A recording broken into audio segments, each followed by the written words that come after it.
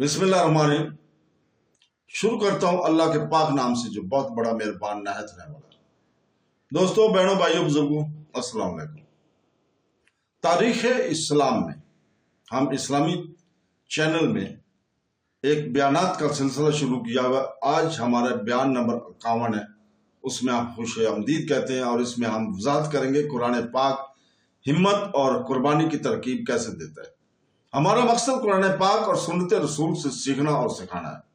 قرآن پاک نہ صرف ہدایت کی کتاب ہے بلکہ اہل ایمان کے لیے ہمت اور قربانی کا ذریعہ بھی ہے۔ اللہ تعالیٰ ہمیں اپنی تمام آیات سے انسانوں کو یاد دلاتا ہے کہ حقیقی کامیابی دنیاوی مال و اسباب میں نہیں بلکہ حق کی خاطر جد و جہد کرنے اور ظلم کے خلاف ثابت قدم رہنے میں ہے۔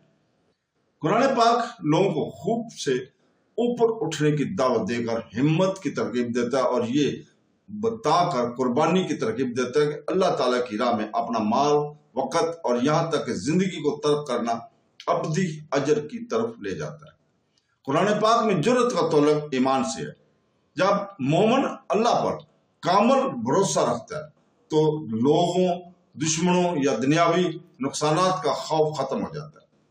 اللہ تعالیٰ سورہ توبہ کی آیت نمبر 40 میں فرماتا ہے کہ غم نہ کرو، بے شک اللہ ہمارے ساتھ ہے۔ یہ آیت رسول پاک صلی اللہ علیہ وسلم کی ہجرت کے دوران اس وقت نازل ہوئی جب آپ صلی اللہ علیہ وسلم اور حضرت ابوبکر صدیق رضی اللہ تعالیٰ غار ثور میں تھے۔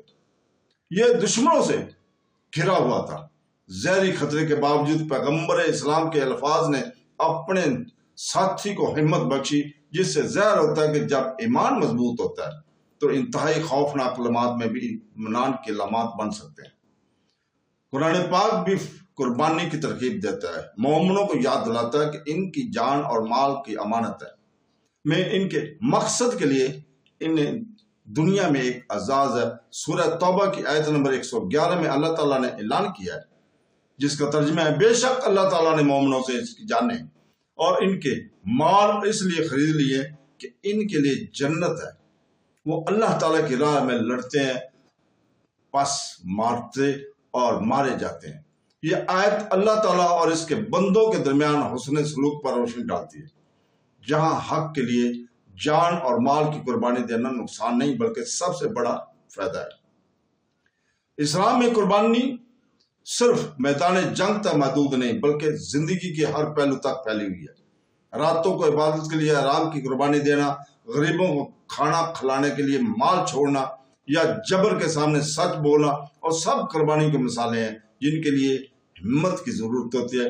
قرآن پاک ان لوگوں کی تعریف کرتا ہے جو اپنی ضرورت کے باوجود دوسروں کو کھانا کھلاتے ہیں۔ سورہ النساء ان کی آیت نمبر 8 اور 9 میں اللہ تعالیٰ نیک لوگوں کو ان لوگوں کے طور پر بیان کرتا ہے، جس کا ترجمہ ہے مسکینوں، یتیموں اور قیدیوں کو اس کی محبت میں کھانا کھلاتے ہیں اور فرماتے ہیں ہم تمہیں صرف اللہ کی رضا کے لیے کھلاتے ہیں، ہم تم سے اجر یا شکر گزاری نہیں چاہتے۔ یہ آیت ظاہر کرتی ہے کہ سچی قربانی صرف اللہ تعالیٰ کے خلوص اور محبت سے ہوتی ہے۔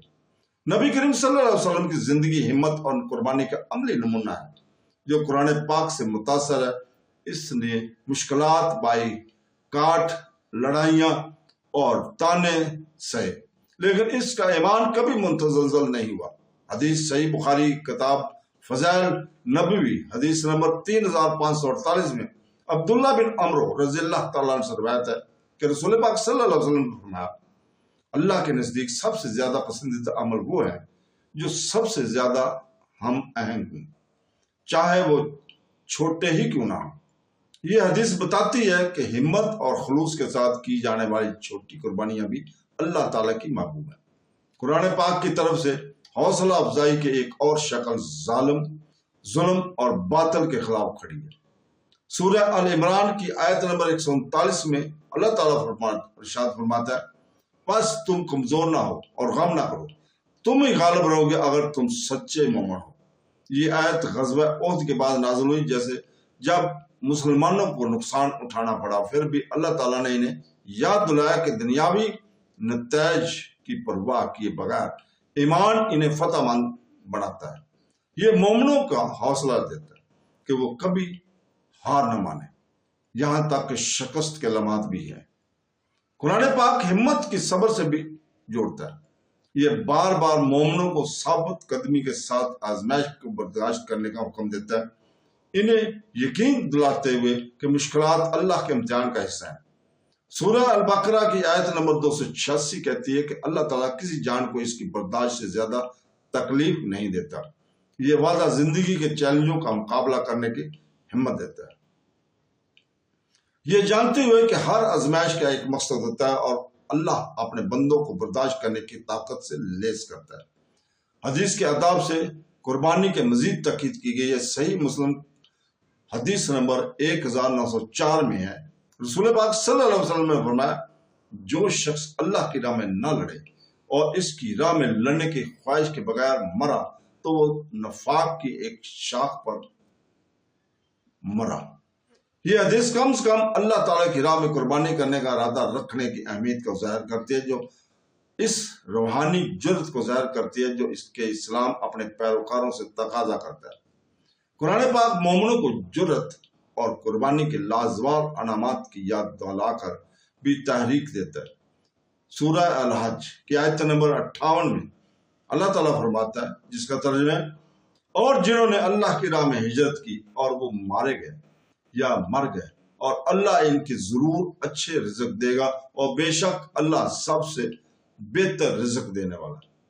یہ آیت ان لوگوں کے لیے ہے کو تسلی دیتی ہے جو اللہ تعالیٰ کے لیے سب کچھ چھوڑ دیتے ہیں، انہیں یقین دلاتے ہیں کہ ان کی قربانی کبھی رائگاں نہیں جائیں گی۔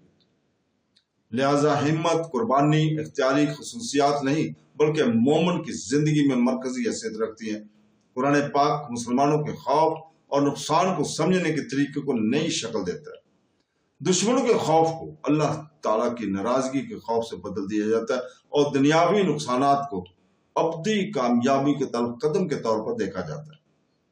ہر وہ آیت جو صبر، اللہ تعالیٰ پر بھروسہ اور ان کی راہ میں جدوجہد کرنے کی ترغیب دیتی ہے، مومن کے دل میں ہمت پیدا کرتی ہے۔ قرآن پاک مومنوں کو یہ یاد دلاتے ہوئے ہمت کی ترغیب دیتی ہے کہ اللہ ہمیشہ ان کے ساتھ ہے، اور یہ ان لوگوں کے لیے ابدی اجر کے وعدہ کر کے قربانی کی ترغیب دیتا ہے جو اس کے مقصد کے لیے اپنی جان مال کوشش دیتے ہیں۔ انبیاء کی کہانیاں، جنت کے وعدوں اور ابتدائی مسلمانوں کے مثالوں کے ذریعے قرآن پاک سکھاتا ہے کہ حقیقی عزت اللہ تعالیٰ کے لیے ہمت اور قربانی سے ہے۔ یہ پیغام لازوال ہے جو ہر دور میں مسلمانوں کو بہادری، خلوص اور لگن کے ساتھ جینے کی ترغیب دیتا ہے۔ تو دوستو، بہنوں بھائی، اس کے ساتھ ہی آج ہم ہمت بحث اس حدیث سے نبوی کے ساتھ ہی ہم اختتام پر آتے ہیں۔ کل تک اجازت چاہتے ہیں، اور اختتام پر ہم اپنی عاجزانہ دعا کے ساتھ، اے اللہ ہمارے دلوں کو پاک کر، ہمارے اعمال کو قبول فرما، ہمارے گناہوں کو معاف فرما، اور ہمیں اپنے شکر گزار بندوں میں شامل کر، اور قرآن پاک حدیث نبوی پر عمل کرنے کی توفیق عطا فرما۔ آمین ثم آمین۔ اللہ حافظ۔